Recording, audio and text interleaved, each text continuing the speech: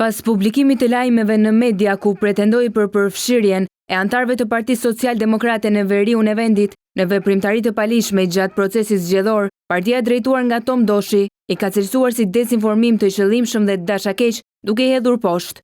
Lajmet janë të pavërteta dhe spekulative, janë sulme të drejtë për drejta ndaj Partisë Social-Demokrate, pasi asnjë nga antarët tanë nuk është përfshirë në krime zgjedhore.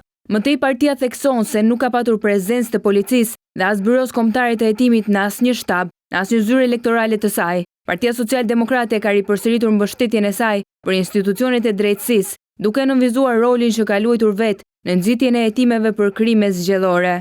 Ne mbështesim SPAK në mënyrë të padiskutueshme, madje kemi bërë deklarata të shpeshta si dhe thirrje për SPAK dhe GKK-on që të hetojnë çdo krim zgjedhor.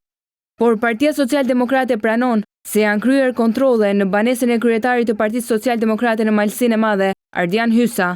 Sipas proces verbalit të lëshuar nga SPAK, rezulton se nuk është gjetur asgjë palishme në banesën dhe mjedisin e tij të punës. Ardian Hysa është treguar bashkëpunues dhe ka shprehur gatishmërinë e tij për të qenë në dispozicion të organeve ligjzbatuese.